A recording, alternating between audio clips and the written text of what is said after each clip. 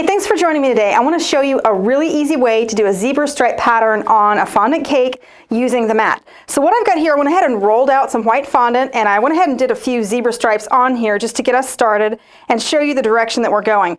So if you'll notice, we're kind of patterning the stripes towards the center. This one's going to go on a round cake. If I were going to do a square cake, I would be okay making my stripes going north to south or east to west, but all in the same direction. That would look better on a square cake. So let me just show you what I did. So here I have the mat, here I have the mini mat, and both of them have two pieces to them. And what that does for me when I'm working this pattern in is that it keeps it from drying out too quickly. So let me just show you really quickly how to cut these stripes. Okay, so I'm just going to pull back my top sheet a little bit, and I'm going to cut these pretty thin. This is going to go on a 7-inch cake, so I don't want real wide stripes. The smaller your cake, the thinner you want your stripes. So all I'm going to do is just kind of random patterns, but they're kind of elongated. Again, keeping them thin. You're just going to go in kind of wavy stripes. And then every now and then you'll want to throw a little notch in there. And what that does is it ends up leaving a little bit of a Y shape to it. And you'll see that pattern in the zebras pretty often. So we'll just go ahead and cut like 5 or 6 of these. And then we'll work back in the pattern. So again, I want to kind of keep covered what I'm not working with. And then I'm going to go over here and roll back the top piece of my home mat. So all I'm going to do is pick up one of my stripes, and the bottom side that's touching that mini mat is going to be a little bit more damp or tacky, so that's the one I want touching the fondant here. So you'll notice that as I go, I'm kind of maintaining my center point here, and you can even kind of pattern them out like this a little bit so that you can make sure that they're all going towards that center. So let me show you this Y shape going on here. And you can kind of flare this a little bit, kind of give it a little bit of a different shape or a little twist towards the end, and that kind of gives it a more natural look too.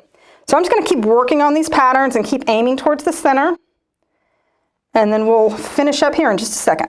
Okay, so I'm going to put my last couple of pieces in here. You can fill wherever you want to. If you feel like there's a gap anywhere, like maybe there's too much white space in here, just put a couple of small pieces in there to fill that up. Okay, so I'm just going to roll my sheet back down. And here's how we're going to embed it. So I always, whenever I'm rolling out fondant anyway, I always kind of start from the center going out. So that really works for me in this sense as well. And that if I was rolling just north to south and east to west, I might widen my stripes too much. So going from the center out is really going to help push them out and keep them nice and thin and delicate.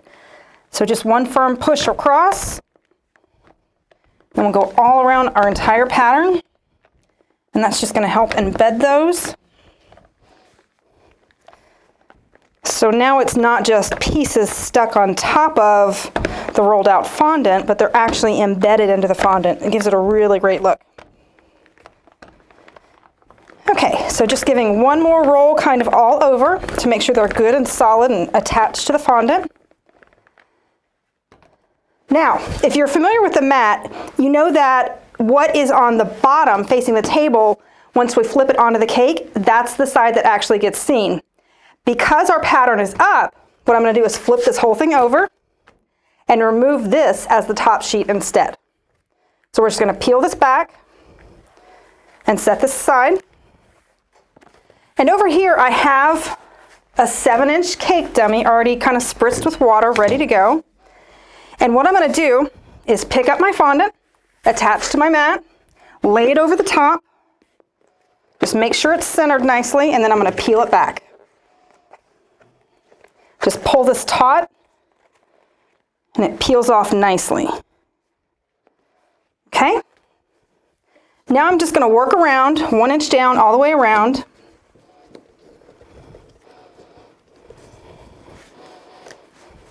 And then when I get around to the front where I started, it's going to be 2 inches down all the way around. And so on and so forth until I get all the way down to the bottom. Okay, so now that I'm down towards the bottom, I can go ahead and start using my fondant smoother, and I'm just going to use the straight edge side. Now what I want to do is I want to avoid trying to press down any puckers like this. What I will do when I come across one like that is I'm going to kind of pull it out so it's kind of ball gown shaped, and then just use my fondant smoother and kind of real gentle walk back and forth until it stretches out into shape. And then you'll just continue around the entire cake doing the same thing. If it's too puckered or too much There, you can just kind of pull it out from the cake and just real gentle, kind of walk back and forth, place it into shape. Now I'm going to grab my round blade and just cut at an angle around the base of the cake. You don't want to cut in too close because you don't want it to be too short. But then once you get all the way around, you can just kind of pull this collar off. And then if there's something that you can use, maybe a marbled effect would be good since you have these stripes in here, but this can be possibly reused for something. Now what you're going to do is you're just going to pick the cake up, and anything that pulled away here, you're just going to really gently tuck it under. So that's the zebra stripe pattern. Really easy to do. You can do it in certainly different colors. Pink's popular for this. But here in just a second, I'm going to show you how to stack it with some other animal prints. So I've got all my animal prints together here. I'm just going to stack them. Again, these are just on dummies, so they're going to be really easy to move. And I'm not too worried about structure just because there is styrofoam in there. So I just want to get centered really nicely. Then I'm going to go over here and grab my cheetah print, and that's going to go on top as well. So I thought about my collars a lot. I really like the yellow versus the ivory. I don't want those matching too much. You can always put brighter colors in there as well. Like do a bright yellow and a bright pink for the zebra. That would work as well. So those are all my animal prints together. I hope you'll go take a look at the other videos, seeing the different techniques. They all use the home mat. It's a really easy technique to use, and I think you're going to have fun with it. Thanks for watching.